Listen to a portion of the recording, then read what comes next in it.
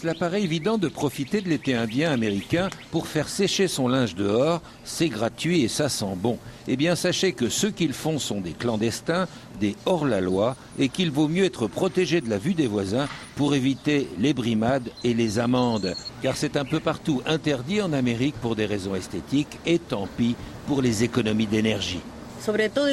Quand on économise de l'énergie, on économise de l'argent.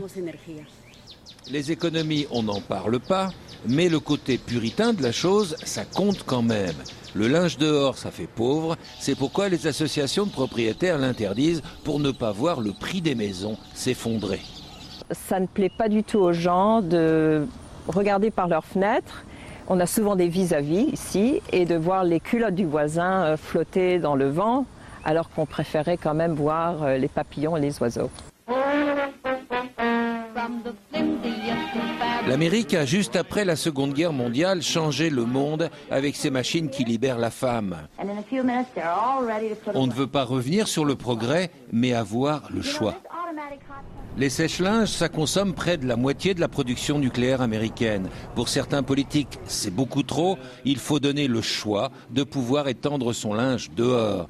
Dans le Maryland, l'interdiction a enfin été levée, mais ça n'a pas été une mince affaire. Cette loi que nous avons passée exige que les associations de propriétaires s'arrangent afin que les résidents puissent faire sécher leur linge dehors au moins quelques heures dans la journée. La loi est passée. Ça a pris quelques années pour la faire voter parce que beaucoup de gens y étaient opposés. Les seuls lieux sur lesquels le linge sèche sans problème sont les comtés habités par les Amish. Ils vivent sans électricité ni voiture. Ces laissés pour compte de la société de consommation sont aujourd'hui donnés en exemple. Ils prouvent qu'on peut exister en utilisant davantage la nature.